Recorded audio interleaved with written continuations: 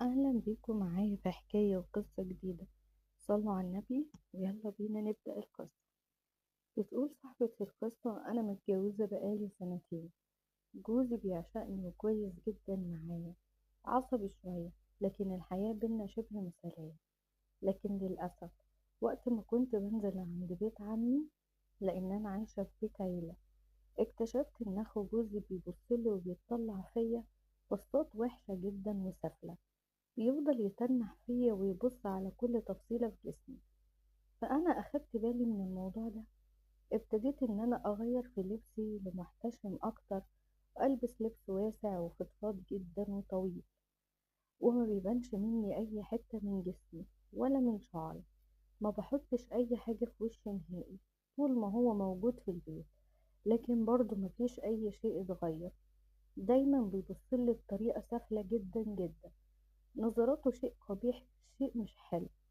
فبعدها قررت ان انا منزلش تحت اصلا، خصوصا ان انا مش هقدر اروح اقول لجوزي ان اخوك بيقعد يبص عليا في الرايحة والجاية.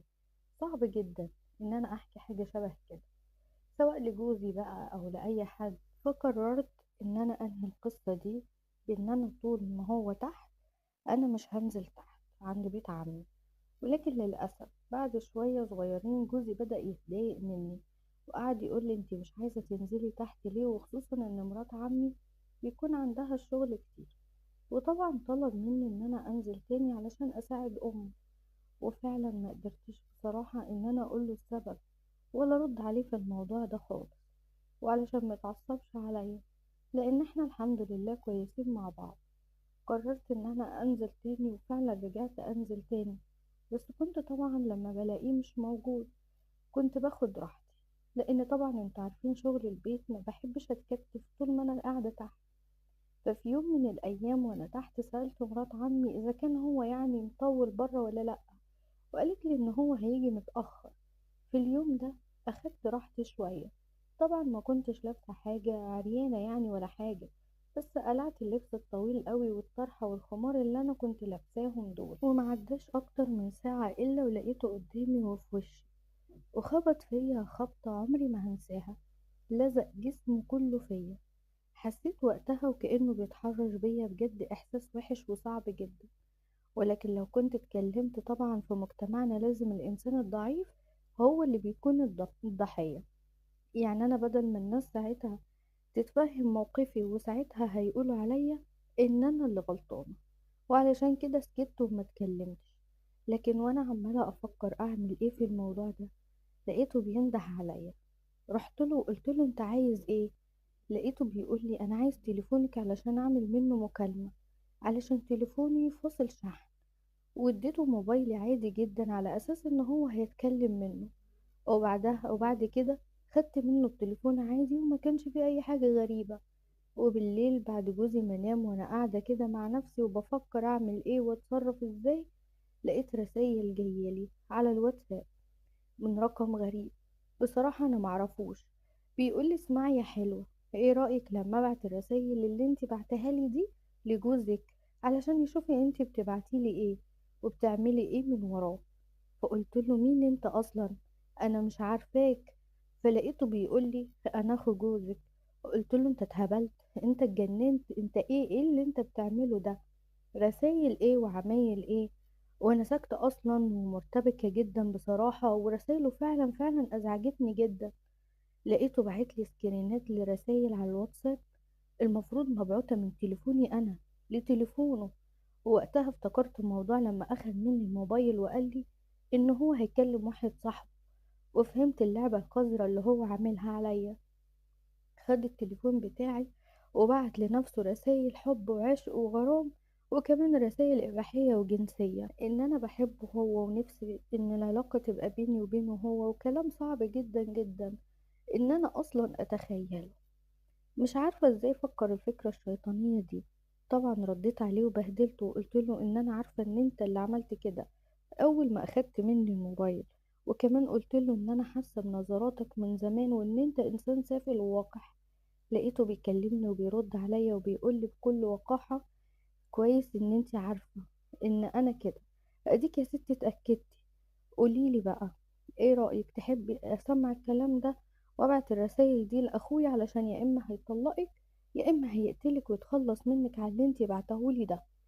وبدأ هو اللي يسبّني ويشتمني بأفظع الشتايم.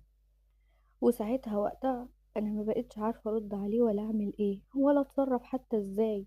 حرفيًا قلبي كان هيُقف وكنت فعلًا هاموت من كتر التفكير. الرسايل المبعوتة من تليفوني فعلًا ليه، ما حدش هيقدر يصدّق إن هو عمل كده، خصوصًا إن أكيد أمه وأخوه هيكون ليهم الأولوية إن هم يصدّقوا ابنهم. مستحيل يتخيّلوا أو يفكّروا إن ابنهم هو اللي عمل معايا كده. بالنسبة لهم إن أنا الإنسانة الغريبة اللي دخلت عليهم البيت، أنا الست اللي هم ما يعرفوهاش. فأكيد فأكيد اللي هيتخيل لهم ويجي في دماغهم إن أنا اللي مش كويسة. مستحيل يصدقوا إن ابنهم هو اللي مش كويس. بصراحة هي دي الفكرة اللي كانت مسيطرة عليا، واللي كانت بتخليني دايما أسكت مهما كان هو بيبتزني أو بيعمل معايا إيه. لأن أنا دلوقتي بقى هو عنده دليل وإثبات في إيده يقدر يلبسه فيا التهمة بتاعته اللي هو عايزها. فسألته أنت عايز مني إيه بالظبط علشان نقفل الموضوع ده وتبعد عني. قال لي قدامك دقيقتين بالظبط وعايزك تنزليلي وقتها ممكن نحل الموضوع سوا. فطبعا أنا قلت له لأ، أنا مش عايزة أنزل. قال لي خلاص يا ستي، أنا هتصرف وأبعت الرسايل لجوزك وخليه هو اللي يتصرف معاكي. طبعا أنا ما كنتش عايزة أخسر بيتي ولا جوزي ولا ابني. وقتها نزلت زي المجنونة وقلت يعني الغرقان بيتعلق في قشاية.